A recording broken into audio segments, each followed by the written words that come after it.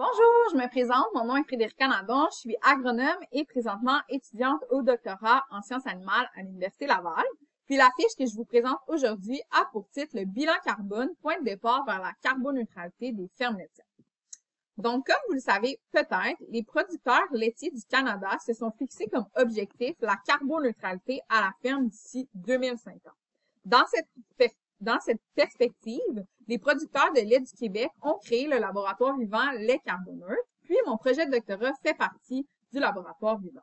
Les objectifs de mon projet sont tout d'abord de réaliser les bilans carbone initiaux des fermes du laboratoire vivant, puis je vais aussi tenter de comparer les résultats obtenus à l'aide de différents calculateurs qui permettent de générer des bilans carbone.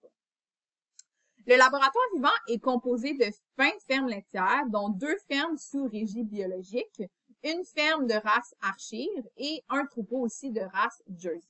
Les 20 fermes sont réparties dans 4 régions du Québec, soit au Saguenay-Lac-Saint-Jean, au Bas-Saint-Laurent, en Montérégie et en Estrie. Puis, nos producteurs et nos productrices ont la chance d'être chapeautés par 3 partenaires régionaux, soit Agrinova, l'UPA Montérégie et le CIAC. Vous voyez qu'on a quand même un bel éventail de fermes au sein du laboratoire vivant. Donc, dans le but de réaliser les bilans carbone, j'ai tout d'abord été collecter les données sur les différentes fermes, puis on a pris les données de 2022 pour réaliser les bilans carbone initiaux. Les données récoltées étaient autant en lien avec l'alimentation, la gestion du troupeau, la gestion dans les champs, la gestion du fumier, ainsi que la gestion technico-économique et la gestion de l'énergie. Suite à la réception des différents documents demandés aux producteurs et aux productrices, j'ai eu la chance d'aller visiter les fermes et de questionner les gestionnaires sur les pratiques qu'ils réalisent à la ferme. Nos résultats ont été compilés, puis on va être en mesure de réaliser les bilans carbone avec 4 calculateurs différents, soit le calculateur OLUS d'Agriculture Agroalimentaire Canada, le calculateur Cool Farm Tool de Cool Farm Alliance, ainsi que le calculateur de l'EGIAG et le calculateur d'AgriClimat.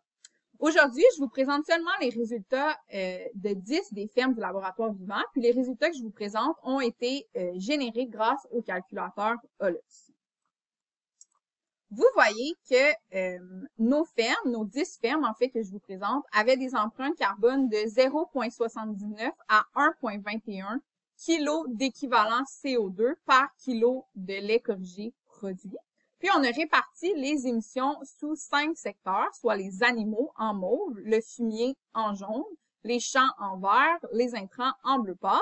Et en bleu foncé, vous voyez le carbone du sol. Donc, vous pouvez remarquer que certaines fermes ont séquestré du carbone, tandis que d'autres fermes ont plutôt perdu du carbone. L'empreinte carbone que vous voyez au-dessus de chaque colonne est en fait l'addition des émissions plus la séquestration célionique.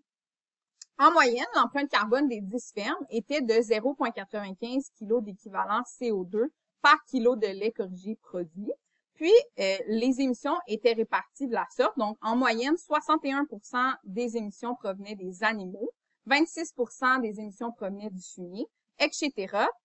Et vous voyez aussi qu'en moyenne, nos fermes séquestraient du carbone à la hauteur de 6%.